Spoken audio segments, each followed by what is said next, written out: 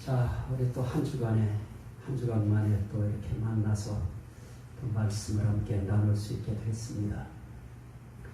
지난 시간에는 우리가 지옥에 대해서 말씀을 우리가 나눴었는데요.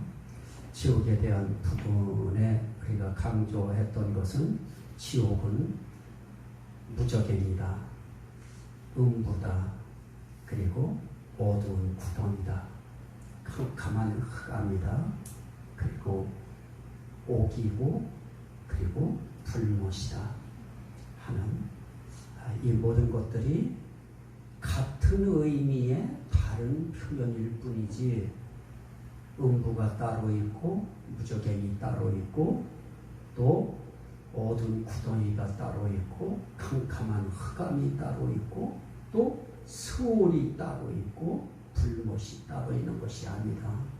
이건 같은 거에 표현상 다를 뿐이다 하는 그런 말씀 드렸습니다. 오늘은 천국에 대해서 우리가 말씀을 나누려고 합니다. 오늘 이 천국에 대해서는 성경에 이렇게 표현이 되어 있습니다. 심령이 가난한 자는 복이 있나니 천국이 저희 것이며, 심령이 가난한 자는 복이 있나니 천국이 저희 것이며. 그런데 성경에는 이 천국과 하나님 나라 이렇게 구분되어 있습니다. 그래서 어디에는 천국으로 많이 쓰여 있고 또 어떤 곳엔 하나님 나라로 많이 쓰여 있고 그렇게 하는데, 거의 마태복음에서는 천국으로 표현되어 있고 마가복음이나 누가복음이나 요한복음에서는 거의 다 하나님 나라로 표현을 했습니다.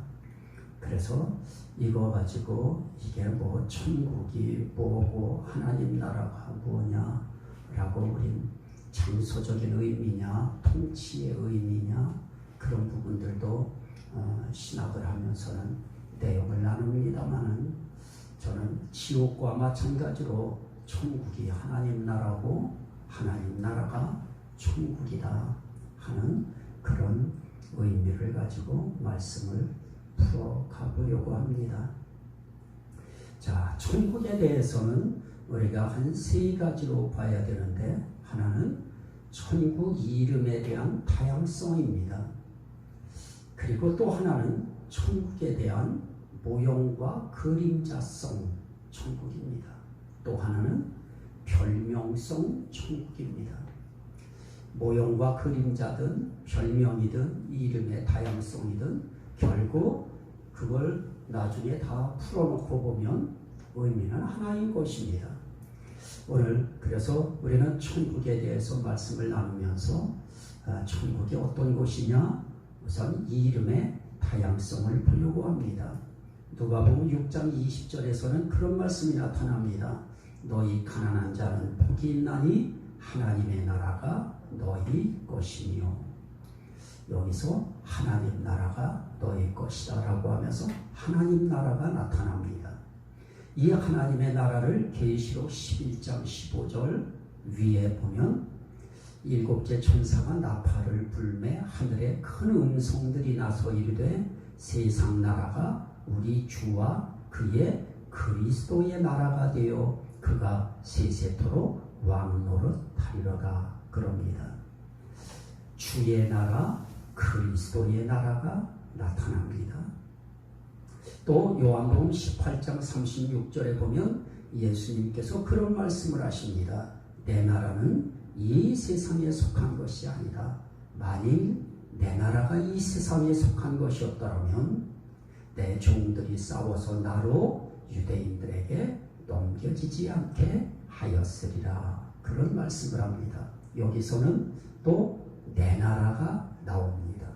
하나님의 나라, 내 나라, 그리스도의 나라, 또 우리가 볼 수 있는 나라는 맨 밑에 쪽에 보면 시편 145편 13절에 주의 나라는 영원한 나라이니 주의 통치는 대대에 이르리라 하는 말씀이 나타납니다. 여기는 또 주의 나라 그런 의미로 나타납니다. 자, 여기서 지금 시편 145편 13절에서 주의 나라는 어떤 나라냐? 그 나라는 영원한 나라다. 그 나라는 어떤 나라냐? 주의 통치가 대대에 미치는 나라다 하는 의미가 나타납니다. 여기에 천국의 의미가 있습니다.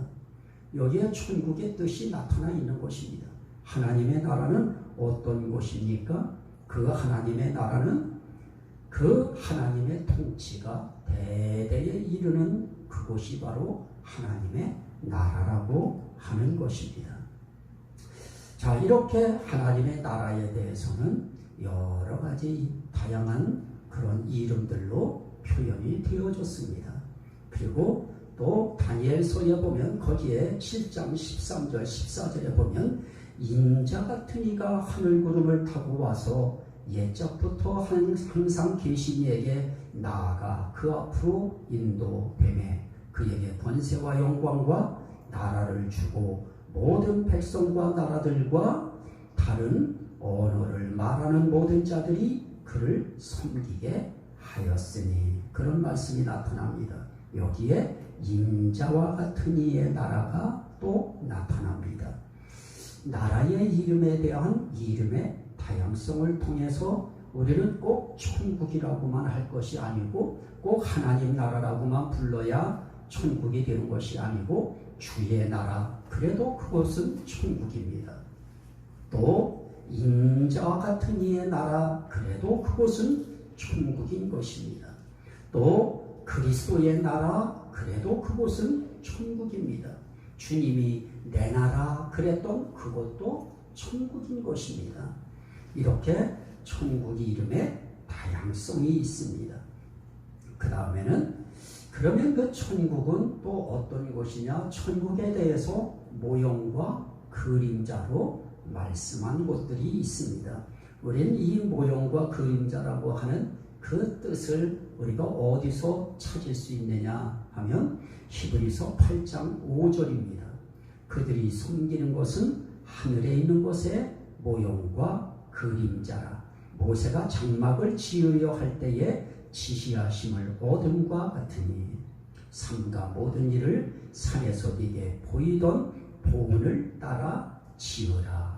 이런 말씀이 나타납니다. 여기 그들이 섬기는 것은 하늘에 있는 것의 모형과 그림자라 그럽니다. 그들이 섬기는 것이 무엇이었습니까? 성막이었습니다. 성막이라고 하는 이 성막은 하늘에 있는 것의 모형과 그림자라. 그러면 이 그림자라고 할 때, 모형이라고 할 때 그 모형은 모형 말 그대로 모형인 겁니다. 그림자는 말 그대로 그림자인 것입니다. 우리가 어떤 때 보면 내 그림자가 내 2배로 큰 그림자를 어떤 때는 볼 수가 있었습니다. 그렇다고 해서 나는 저렇게 2배가 되도록 저렇게 크지 않은데 저 그림자는 내 거 아니야 하고 이야기해도 그 말은 틀린 말입니다. 아무리 그림자가 나보다 2배로 커 보이고 또 어떤 때는 그림자가 내 키보다 아주 작게 보이는 날도 있었습니다. 키가 작게 그림자가 보여도 그 그림자가 내 실체에서 이루어진 그림자라고 하면 그거는 내 그림자인 것입니다. 작아도 내 그림자고 커도 내 그림자인 것입니다. 우리가 이 성막에 대해서 이 성막이 뭐냐? 하늘에 있는 것의 모형과 그림자라고 이야기할 때 하늘에 있는 것의 모형과 그림자, 우리는 하늘의 섬김의 장소를 성막이라고 표현하고 성전이라고 표현하고 이렇게 표현도 또 합니다마는 이 모든 것들이 이 땅의 모형으로 지어졌고 그림자로 지어진 것이다 하는 것을 우리가 알면 그게 뭐 그렇게 천국을 설명하는 것이냐 할지 모르지만은 성막 그러면 거기엔 하나님이 통치하는 곳이 되어집니다. 성막 그러면 하나님이 계신 곳이 되어집니다. 성막 그러면 하나님이 거기서 우리 사람과 함께 하시는 임마누엘의 장소가 되어집니다.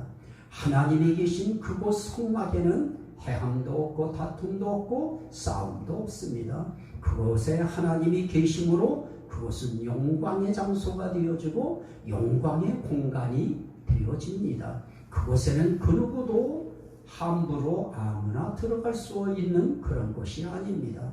그곳은 정말 하나님의 은혜와 하나님의 평강과 하나님의 다스림과 통치의 능력이 흐르는 곳이 바로 성막인 것입니다. 모형과 그림자로 표현하려고 하니까 성막으로 표현했고 성전으로 표현했던 것입니다. 그래서 천국에 대한 모형과 그림자다. 또 하나는 에덴 동산입니다. 위에 창세기 2장 8절 9절에 보니까 하나님이 동방의 에덴에 동산을 창설하시고 그 지으신 사람을 거기 두시니라 이렇게 말씀합니다. 에덴이라고 하는 에덴 동산이 어떤 곳이냐? 모형과 그림자로 보는 천국입니다. 그래서 이 에덴 동산을 회복하는 것이 새 예루살렘 성인데 그 에덴 동산을 이 당시에는 하나님이 계신 곳을 이렇게 표현할 수밖에 없었습니다. 그래서 그곳에는 뭐가 있었습니까? 그 땅에서 하나님이 보기에 아름답고 먹기에 좋은 나무가 나게 하시니 동산 가운데에는 생명나무와 선악을 알게 하는 나무도 있더라 그럽니다. 생명나무가 있는 곳이 어디냐? 거기가 천국입니다.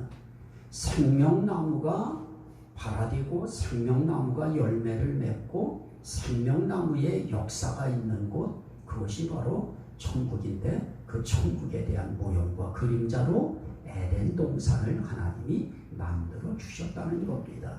그래서 거기는 보기에 어떤 곳이었습니까? 아름다운 곳이었습니다. 이 세상 그 어떤 곳도 정말 아름다운 곳은 없습니다. 천국만큼 아름다운 곳은 없습니다. 아름답다고 할 때는 천국만 아름답다고 해야 됩니다. 그 나머지는 아름다운 것이 아닌 것입니다. 그런데 하나님이 보기에 아름답도록 만든 동산이 있었습니다. 하나님이 볼 때 아름다운 그곳이야말로 진정한 하나님의 나라 천국인 것입니다. 모형과 그림자기에 동산으로 표현되어졌습니다. 또 하나 우리가 볼 수 있는 모형과 그림자는 가나안이라고 하는 가나안 땅입니다. 출애굽기 3장 8절에 보니까 그런 말씀이 나타납니다. 내가 내려가서 그들을 애굽의 손에서 건져내고 그들을 그 땅에서 인도하여 아름답고 광대한 땅, 절과 젖과 꿀이 흐르는 땅, 그곳에 데려가려 하노라 하는 말씀이 나타납니다. 여기에도 이 가나안 땅은 아름다운 땅으로 나타납니다. 하나님이 보시는 아름다운 땅, 하나님이 볼 때 사실 이 세상 그 어떤 것도 죄악 세상인데 뭐 이렇게 아름답습니까? 범죄하고 하기 전이나 하니까 에덴 동산도 아름다움으로 느껴졌던 것이지, 범죄한 이후 이 세상 가나안 땅은 정말 범죄한 세상 이후에 하나님이 마련한 땅이었던 것입니다. 그럼에도 불구하고 그 땅은 아름다웠습니다. 그 땅은 광대했습니다. 그 땅은 젖과 꿀이 흐르는 땅이었습니다. 젖과 꿀이 흐르는 땅이 무엇입니까? 우리의 필요를 만족하게 공급해주는 땅이라고 하는 의미입니다. 우리에게 만족의 역사를 주는 그런 장소라고 하는 의미인 것입니다. 그러면 천국이야말로 우리에게 있어서 젖과 꿀이 흐르는 우리 인생길의 모든 필요를 만족시켜 줄 수 있는 가장 아름다운 곳이 되어지는 것입니다. 그 아름다운 곳을 모형과 그림자로 가나안 땅을 하나님이 설정해 주시는 것입니다. 그래서 그 가나안 땅 회복해야 된다 그렇게 말씀을 하는 것입니다. 이게 모형과 그림자입니다. 또 하나는 별명성 천국입니다. 우리는 지금 이 이름의 다양성을 통한 천국과 또 모형과 그림자로서의 천국을 지금 나누고 있습니다. 이제 중요한 부분, 제가 정말 하려고 하는 부분은 이 별명성 천국입니다. 이거는 같은 의미의 다른 표현일 뿐인 것입니다. 다 같은 것입니다. 자, 여기에 보면 별명으로는 천국에 대한 별명, 그 별명을 위에서 보면 누가복음 16장 22절에 거지가 죽어, 거지는 나사로지요. 거지가 죽어 천사들에게 받들려 아브라함의 품에 들어가고 부자도 죽어 장사됨에 그럽니다. 자, 우리가 정말 설명 아차하면 큰 함정에 빠지고 실수하기 쉬운 부분이 바로 이 누구에 대한 부분입니까? 부자와 거지 나사로에 대한 주님이 말씀한 이 부분입니다. 이 부분 정말 우리가 정말 아차하는 순간에 정신줄 놓으면 이거 우리가 해서 이상한 방향으로 할 수밖에 없는, 그렇게 또 큰 대형교회 목사님이 또 설교도 또 그렇게 한 부분도 있습니다. 그래서 우리는 정말 조심해야 됩니다. 우리는 무조건 그게 옳다 이렇게 하지 말고, 자 보십시오.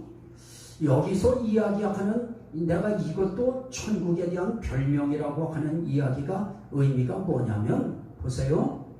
사람이 죽었을 때에 어떻게 무엇에 의하여 우리가 가느냐 하는 것도 중요한데, 거지 나사로는 어떻게 합니까? 딱 죽었을 때 그 영혼을 누가 데리고 가요?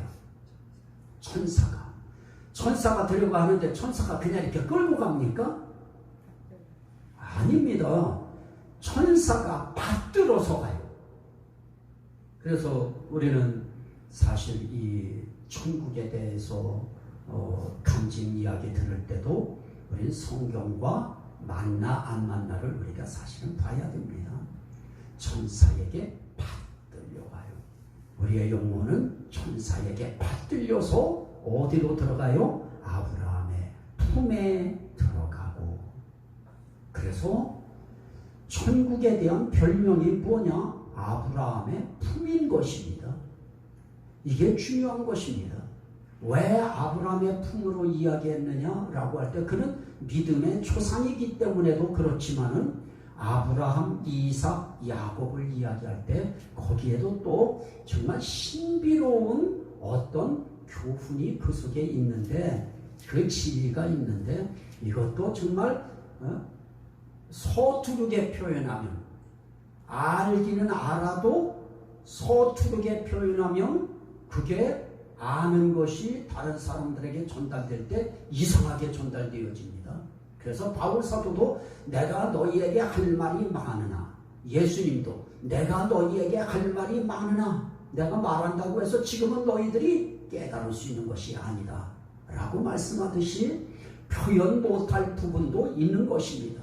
어쨌든 그만큼의 무게감을 가지고 아브라함의 품으로 천국을 설명하고 있는 것입니다. 그래서 이 천국의 별명 중에 하나가 아브라함의 품이다. 그냥 그 정도만 우선 이해하면 되겠습니다. 누가복음 23장 43절에는 또 하나는 낙원입니다. 예수님이 말씀합니다. 강도 중에 하나에게 말씀하는 거죠. 진실로 네게 이르노니 오늘 네가 나와 함께 낙원에 있으리라. 자, 이 낙원 문제 가지고 이게 하늘나라에 가기 전에 어떤 중간 정거장 같은 곳이다, 이런 표현들을 어떤 종파에서는 아예 노골적으로 그렇게 하고 있으니까요.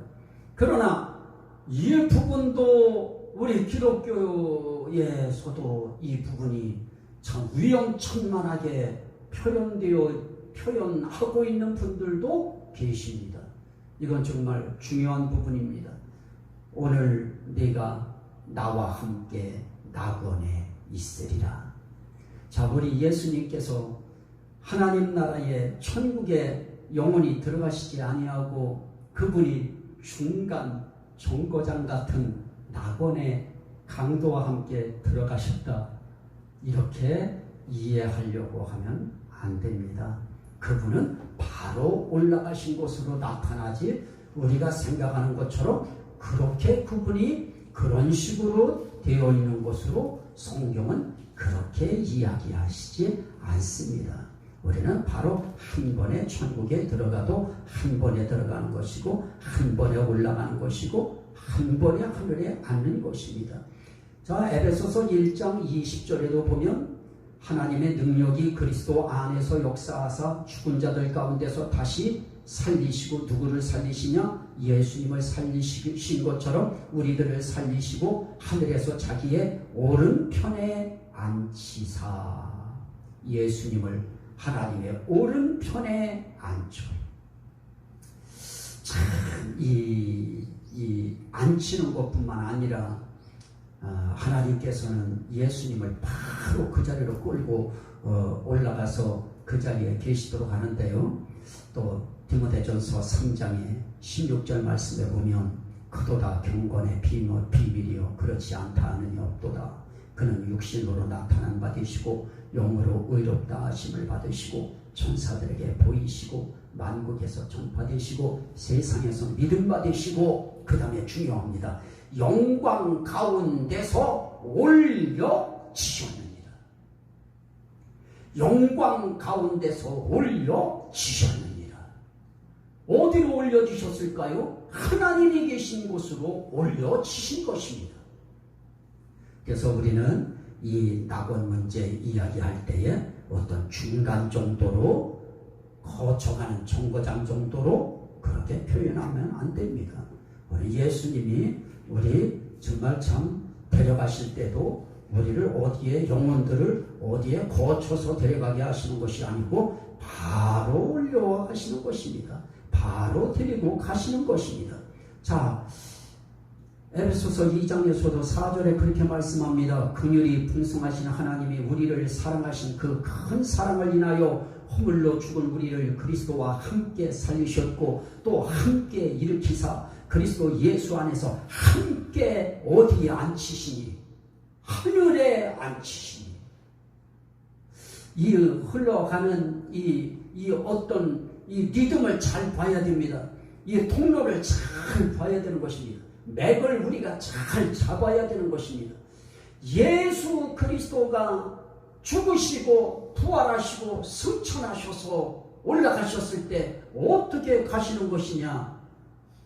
그리스도 예수 안에서 함께 하늘에 앉히시니, 하늘에 앉히시는 거예요. 어떤 중간 정거장에 앉히시는 것이 아니고 하늘에 앉히신다.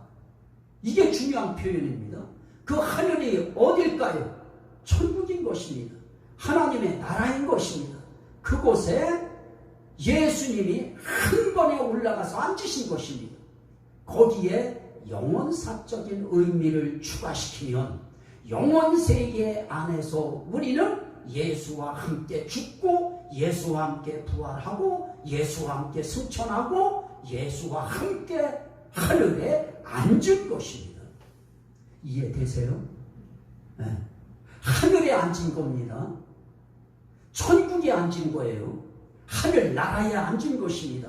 하나님 나라에 앉은 것이고 하늘 나라에 앉으신 것입니다. 그곳에 들어가신 것입니다. 그곳에 지금 예수님께서 강도 중에 하나에게 오늘 네가 나와 함께 낙원에 있으리라 그런 말씀을 하시는 것입니다. 낙원이 무엇이에요? 낙원이라고 하는 것은 정말 아주 아름다운 정원 아니겠습니까? 기쁨의 정원 아니겠습니까? 낙원이라고 하는 거 기쁨의 정원입니다. 그 낙원이 어디에서 왔을까요? 그 의미가 에덴 동산에서 온 것입니다. 동산이라고 하는 이 정원에서 이 의미가 온 것입니다. 그래서 우리는 에덴 동산이나 또 우리가 이 낙원이나 이거 다 같은 것입니다. 하나는 모형과 그림자로 표현한 것이고 하나는 별명성 의미로 표현되어진 것입니다. 그래서 아브라함의 품이 나곤이고 나곤이 아브라함의 품이다. 또 하나는 고린도 후서 12장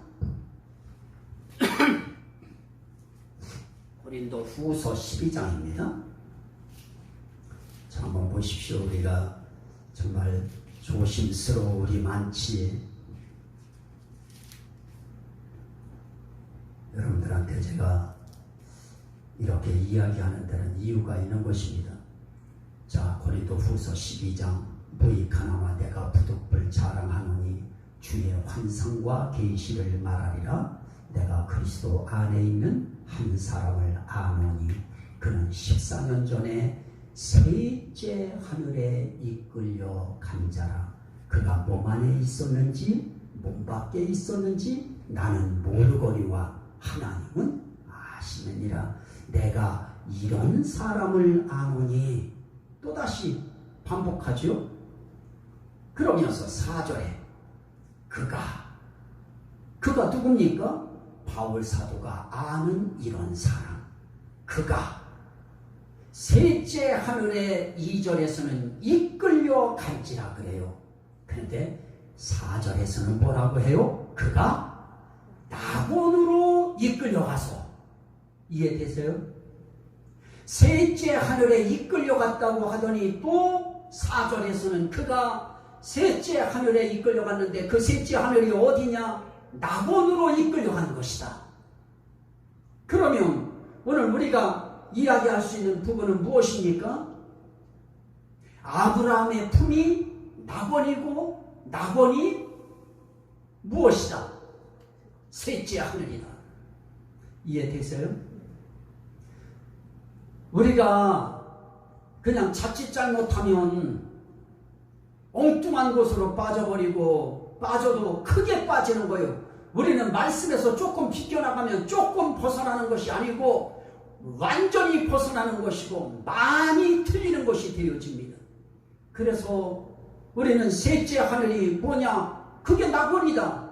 나곤이 뭐냐? 거기가 아브라함의 품이다. 그러면 그 나곤이 뭐냐? 셋째 하늘이다.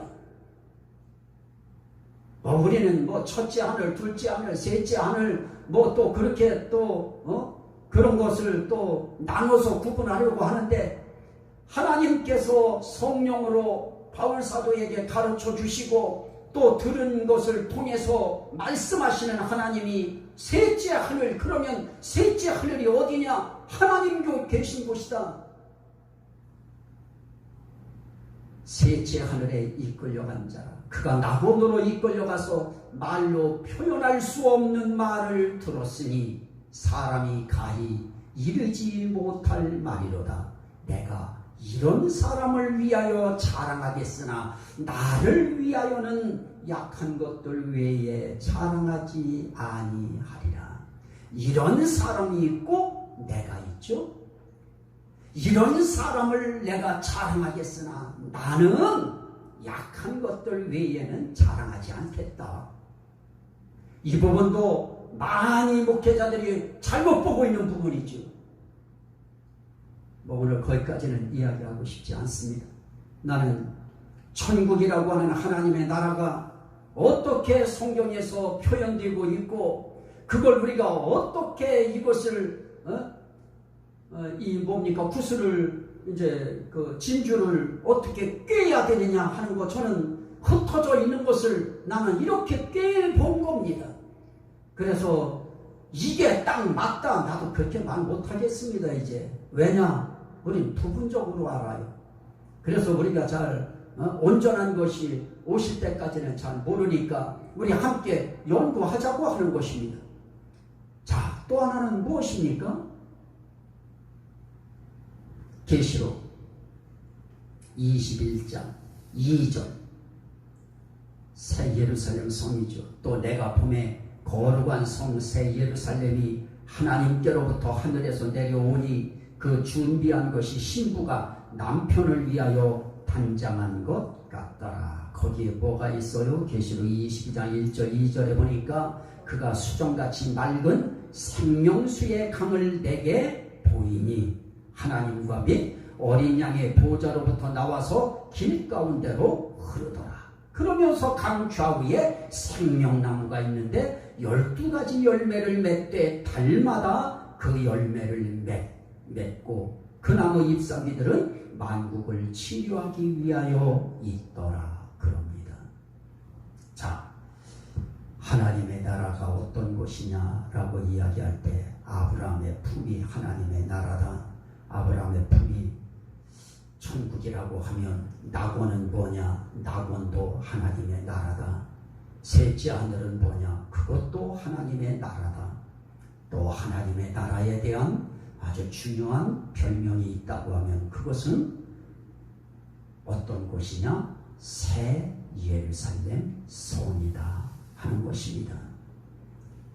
자, 이렇게 우리가 새 예루살렘 성에 또 셋째 하늘의 낙원의 아브라함의 품에 이렇게 천국이라고 하는 의미를 이제 거기에 이제 붙였습니다. 자, 거기까지 질문이 있습니까? 없죠? 이해되죠? 셋째 하늘 낙원, 다 이 낙원과 셋째 하늘 이건 전부가 하나로 같이 의미가 엮여진 것이고 아브라함의 품 이게 낙원 그러듯이 다 이 셋째 하늘 천국을 그렇게 표현하듯이 다 이게 다 별명인 것입니다. 근데 한 가지 중요한 그런 의미는 뭡니까?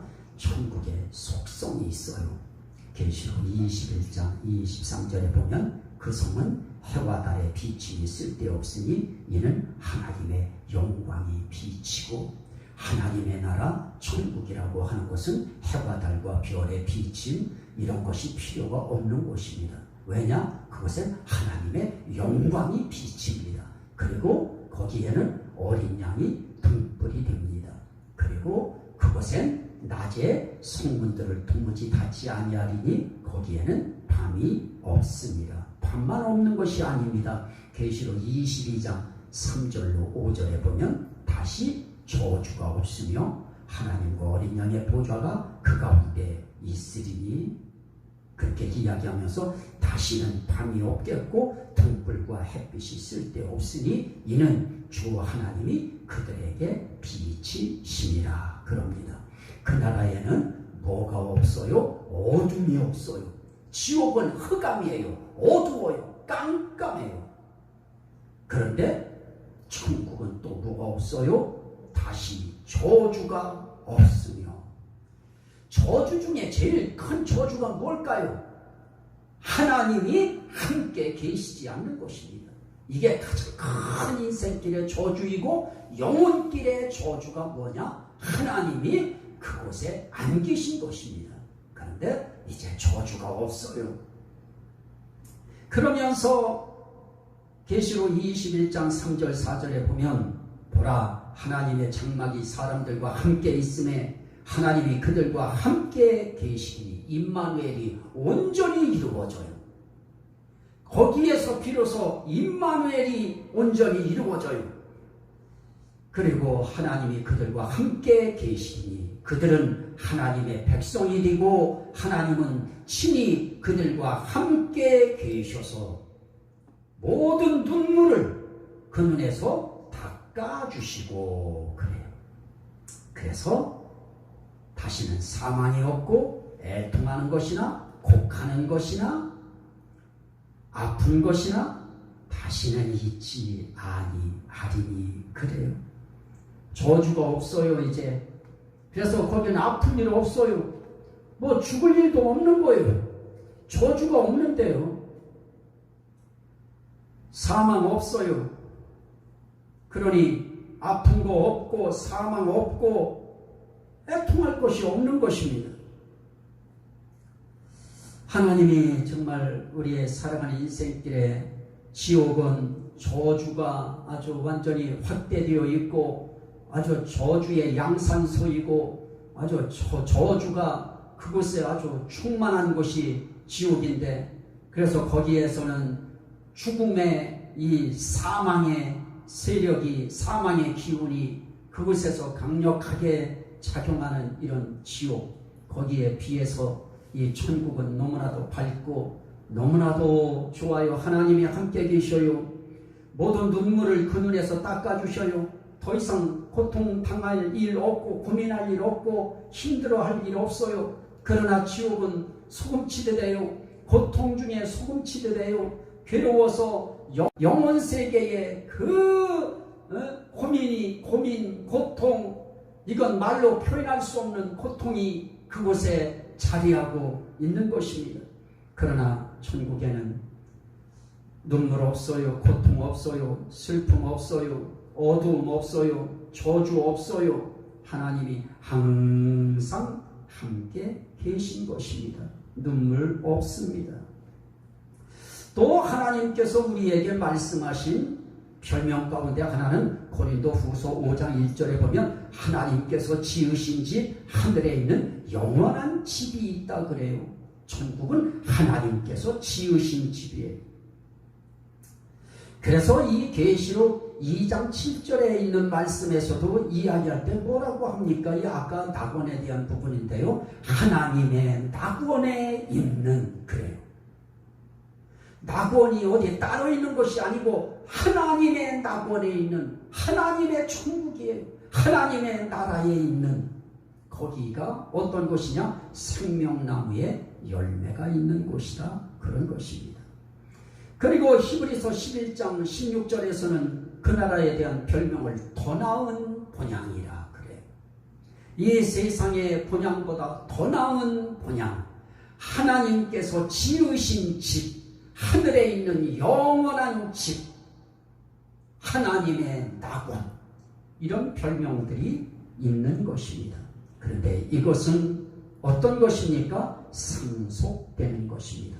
계시록 21장 6절 7절 말씀에 보니까 또 내게 말씀하시되 이루었도다. 나는 알파와 오메가요 처음과 마지막이라. 내가 생명수 샘물을 목마른 자에게 값없이 주리니 이기는 자는 이것들을 상속으로 받으리라. 그래, 이것들을 상속으로 받으리라.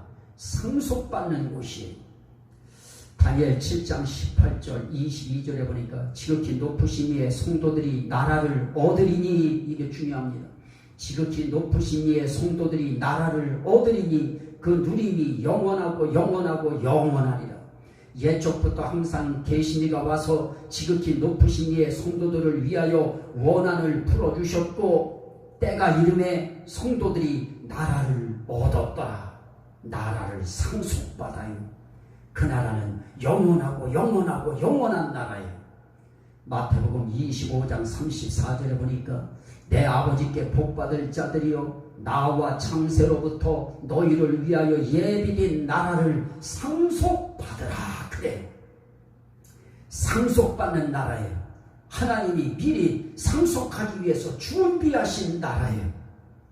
이 나라는 누가 들어가느냐? 다른 자들이 들어가는 것이 아닙니다. 계시록 22장 14절 말씀에 보면 자기 두루마기를 빠는 자들은 복이 있으니 이는 그들이 생명나무에 나아가며 문들을 통하여 성에 들어갈 권세를 받으려 함이로다. 그래. 그리고 또 계시록 21장 27절에 보면 오직 어린 양의 생명책에 기록된 자들만 들어가리라. 그래. 그러면서 계시록 14장 12절에는 성도들의 인내가 여기 있나니 그들은 하나님의 계명과 예수에 대한 믿음을 지키는 자니라. 믿음 지킨 자들이 들어가요. 예수에 대한 믿음 지킨 자들이 들어가는 나라. 그들이 생명책에 기록되어지고 그 믿음 가진 자들이 생명책에 기록된 그대로 그들이 하나님이 예비하신 나라를 상속받아요. 그래서 우리가 살아가는 우리의 인생길에 정말 하나님께서 예비하신 나라 있다. 이 나라는 지금도 기다리고 있다. 그 나라는 예수를 자기 마음의 구주로 모신 사람들 속에 있다. 예수가 있는, 아들이 있는 자에게는 생명이 있고 아들이 없는 자에게는 생명이 없느니라라고 말씀하신 것처럼 아들 예수가 있는 자에게 생명이 있는데 그 생명이 어떤 생명이냐? 영원한 생명인 것입니다. 영원한 생명 되시는 예수가 들어간 사람, 이 사람들은 이 생명록에 이름이 기록될 뿐만 아니라 그 사람들이 바로 어떤 사람들이냐면 하나님의 나라를 상속받을 사람들인 것입니다. 오늘 저와 여러분들이 목회를 또 해야 되는 목사들이고 또 사모들이면서 우린 어차피 이 천국을 사모하고 천국을 바라보면서 살아가는 우린 사역자들입니다. 정말 어려움 속에서 힘듦 속에서도 우리는 그 나라 바라보면서 그때 우리 주님이 우리의 눈물을 다 닦으시면서 이제 수고를 그치라 말씀하시고 우리에게 준비된 나라를 상속하시고 준비된 영광을 상속하시고 준비된 의의 멸류관, 생명의 멸류관, 영광의 멸류관을 상속하셔요. 그래서 우리에게 멸류관에 대해서 세 가지를 말씀해요. 하나는 의의 멸류관, 하나는 생명의 멸류관, 하나는 영광의 멸류관입니다. 그거 받는 것입니다. 생명 받는 것입니다. 하나님의 의를 입고 가는 것입니다. 그리고 그 영광이 우리에게 덮이는 것입니다. 그 상태로 부활체의 영광을 입고 우리는 아버지와 더불어서 그리스도의 나라, 하나님의 나라, 그 나라에서 영원히 그분을 섬기고 찬송하며 사는 것입니다. 여러분이나 저나 정말 행복한 사람들입니다. 그래서 우리 이름이 뭐 지워졌느니 어쨌느니 글자 하나만 남고 다른 건 다 지워졌느니 뭐 이런 거보다도 우리는 예수 믿는 이 믿음 지키면 생명책에 이름 기록되어진다. 그리고 그 사람들이 그 나라를 상속받는다.